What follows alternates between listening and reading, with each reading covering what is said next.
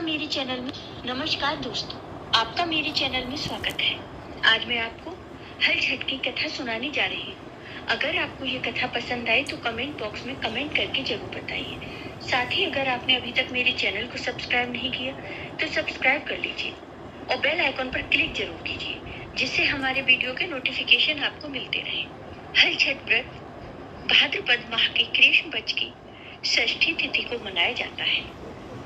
इसे हल षष्ठी, ललई छठ और हठ छठ के नाम से भी जाना जाता है।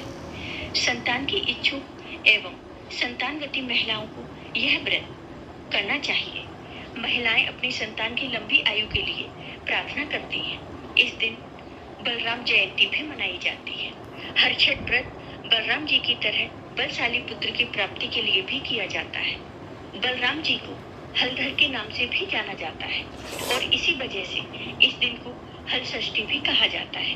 बलराम जयंती होने के चलते इस दिन किसान समुदाय के लोग खेती के पवित्र उपकरण जैसे मूसल और फावड़ा की पूजा करते हैं, जिनका उपयोग भगवान बलराम ने किया था।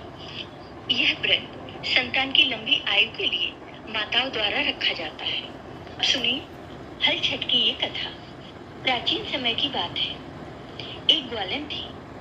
उसका प्रसव काल अत्यंत निकट था।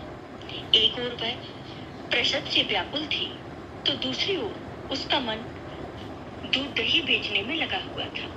उसने सोचा, यदि प्रसव हो गया तो दूध और दही ऐसे ही पड़ा रह जाएगा। यह सोचकर उसने दूध दही के घड़े सिर पर रखे और बेचने के लिए चल दी। किंतु कुछ दूर पहुंचने पर उसे असहनीय प्रसव पीड़ा हुई। वह एक झरबेरी की ओट में चली गई और वहां एक बच्चे को जन्म दिया। वह बच्चे को वहीं छोड़कर पास के गांव में दूध दही बेचने चली गई। संयोग से उस दिन हल षष्ठी थी। गाय भैंस के मिश्रित दूध को केवल भैंस का दूध बताकर उसने सीधे साधे गांव वालों में बेच दिया। उधर जिस झरबेरी के नीचे उसने बच्चे को छोड़ा था, उसके समीप ही खेत में एक किसान हल जोत रहा था।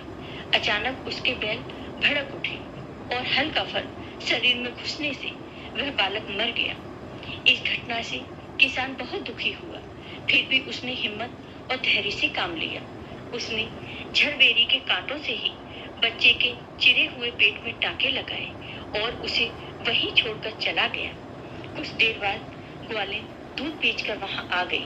बच्चे की ऐसी दशा देखकर उसे समझते देर नहीं लगी कि यह सब उसके पाप की ही सजा है।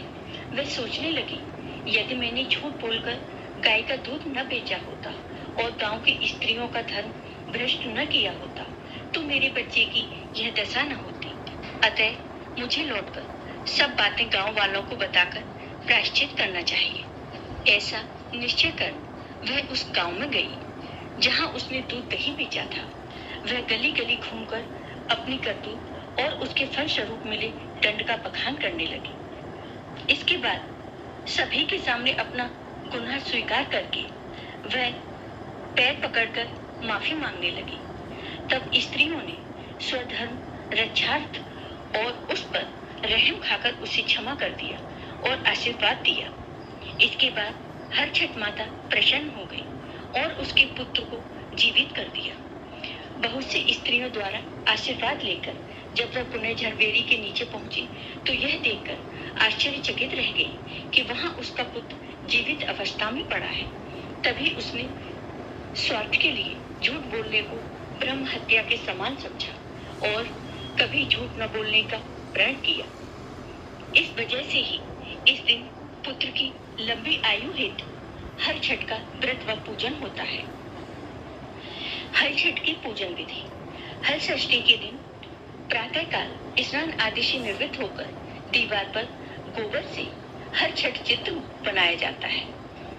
इसमें भगवान गणेश, माता लक्ष्मी और भगवान शिव व मां पार्वती, सूर्य, चंद्रमा, गंगा, जमुना आदि के चित्र बनाए जाते हैं। इसके बाद हर छठ के पास कमल के फूल, छूल के पत्ते व हल्दी से रंगा कपड़ा रखें। हल षष्ठी की पूजा में पसाई की चावल, महुआ व दही आदि का प्रसाद चढ़ाया जाता है। इस पूजा में सतनजा यानी कि 7 प्रकार का भुना हुआ अनाज चढ़ाया जाता है। इसमें भुने हुए गेहूं, चना, मटर, मक्का, ज्वार, बाजरा, अरहर आदि शामिल होते हैं। इसके बाद हल षष्ठी माता की कथा सुनने का भी विधान है। जय हो हर छठ माता की। आपको ये वीडियो पसंद आया हो तो कमेंट बॉक्स में कमेंट करके जरूर बताइए। साथ ही मेरे वीडियो को ज्यादा से ज्यादा शेयर करिए। धन्यवाद।